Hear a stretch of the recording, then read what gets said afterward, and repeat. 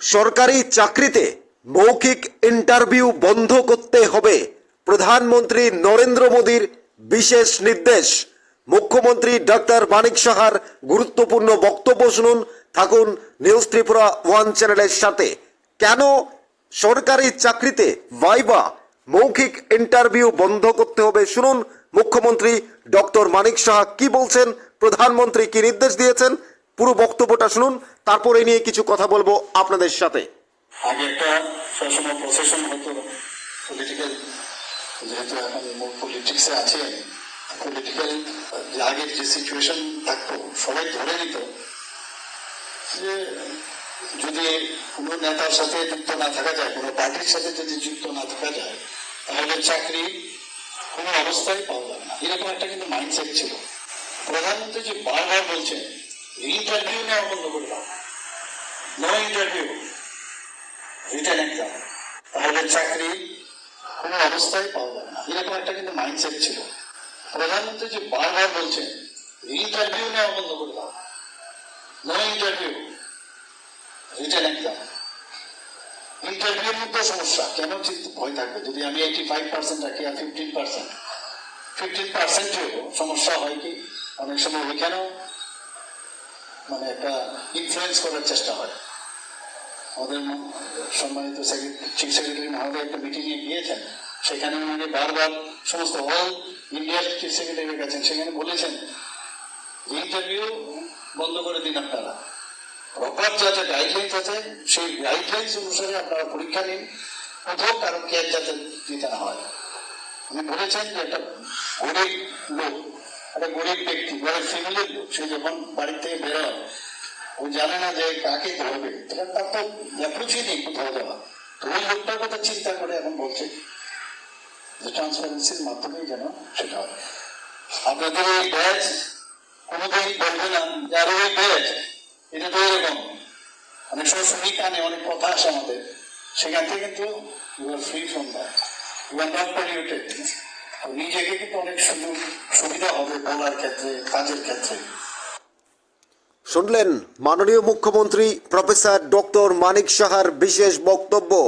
প্রধানমন্ত্রী নরেন্দ্র মোদী তিনি বিশেষ নির্দেশ দিয়েছেন।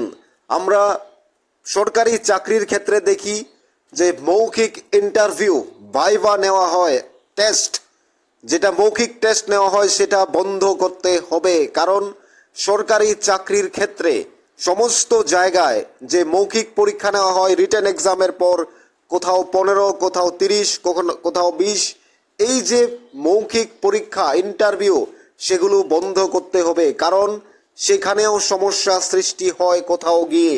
সেই সমস্যা সমাধান করতে হলে পুরোপুরি রিটেন এক্সাম হতে হবে এবং 100% ট্রান্সপারেন্ট হতে হবে। তিনি অল ইন্ডিয়ান সমস্ত সেক্রেটারিদের সাথে একটা মিটিং করেছেন মাননীয় প্রধানমন্ত্রী নরেন্দ্র মোদী। তিনি বলেছেন সরাসরি প্রপার গাইডলাইন যেগুলো রয়েছে পুরোপুরি রিটেন এক্সাম এবং এছাড়া যা যা রয়েছে তা নিতে, কিন্তু মৌখিক এক্সাম বন্ধ করতে হবে। কারণ সেখানেও থাকে সমস্যা। একটা গরিব ছেলে, যে গরিব ছেলেমেয়েরা যারা খুব পরিশ্রম করে তারা পড়াশোনা করে, তারা অনেক সময় এই ভাইভাতে এসে কোনো না কোনো কারণে তারা আটকে যায়। অর্থাৎ সেই জায়গায় রিটেন এক্সামটাই পুরোপুরি তাদের জন্য অত্যন্ত গুরুত্বপূর্ণ। সেজন্য মাননীয় প্রধানমন্ত্রী নির্দেশ দিয়েছেন যে মৌখিক ইন্টারভিউ বন্ধ করে দিতে হবে। মাননীয় মুখ্যমন্ত্রী প্রফেসর ডক্টর মানিক সাহা তিনি এই গুরুত্বপূর্ণ বক্তব্য রেখেছেন। আপনাদের কি মনে হচ্ছে এই যে মাননীয় প্রধানমন্ত্রী নির্দেশ দিয়েছেন মৌখিক ইন্টারভিউ যেটা ভাইভা সেটা বন্ধ করে দেওয়ার জন্য? সেটাকে আমরা মনে করছি সেটাই ঠিক। কারণ বিভিন্ন ক্ষেত্রে যখন প্রশ্ন উঠতে শুরু করে, আমি রিটেন এক্সামে 100-তে আমি 50 পেয়েছি, কিন্তু ভাইভা হয়েছে 15 নম্বরের, 30 নম্বরের, কিন্তু সেখানে আমি কেন 2 পেয়েছি, 4 পেয়েছি, 8 পেয়েছি, 10 পেয়েছি? এই প্রশ্নগুলো তখন উঠবে না।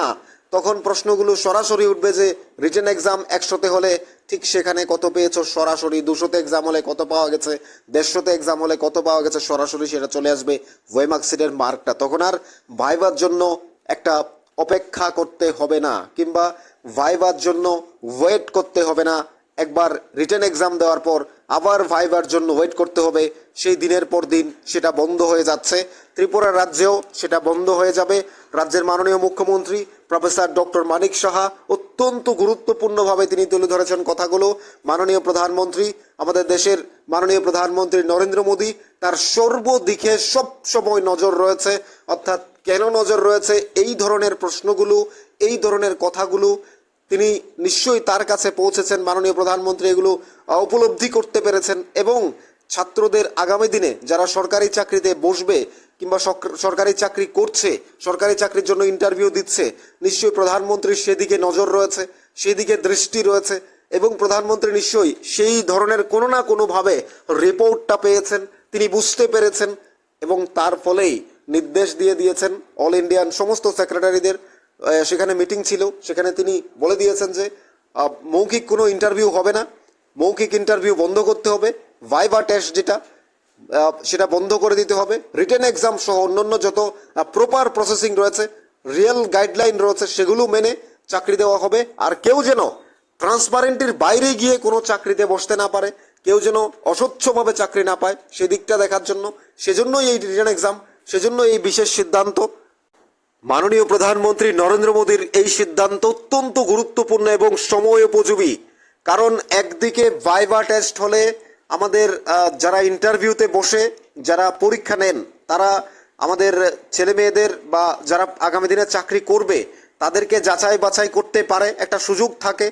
কিন্তু অন্যদিকে সেই সুযোগের ফলে একটা সময়ও নষ্ট হয় বিভিন্নভাবে। কারণ এর জন্য সরকারের অনেক টাকা পয়সা খরচ করতে হয়, বোর্ডে বিভিন্নভাবে বিভিন্ন অফিসারদের এনে সেখানে সেই সরকারের কাজের একদিকে একটা কাজের ব্যাহত করে, অন্যদিকে সরকারের পয়সা খরচ করে আবার সেই যারা রিটেন এক্সামে পাশ করেছে তারা আবার এখানে এসে সেই পরীক্ষায় বসতে হয়, সেই আবার 1 বছর 6 মাস সময় নষ্ট। অর্থাৎ সেই জায়গা থেকে এবং অন্যদিকে যে দুর্নীতির কিছুটা কিংবা কাউকে বেশি নাম্বার দিয়ে দিয়েছে, কাউকে কম নাম্বার দিয়ে দিয়েছে, এই যে বিষয়গুলো থাকে সেগুলো টোটালি এবার আর থাকবে না। মাননীয় প্রধানমন্ত্রীর এই নির্দেশ, মাননীয় প্রধানমন্ত্রীর এই গুরুত্বপূর্ণ সিদ্ধান্ত সত্যিকারের অর্থে অত্যন্ত গুরুত্বপূর্ণ এবং সময় উপযোগী।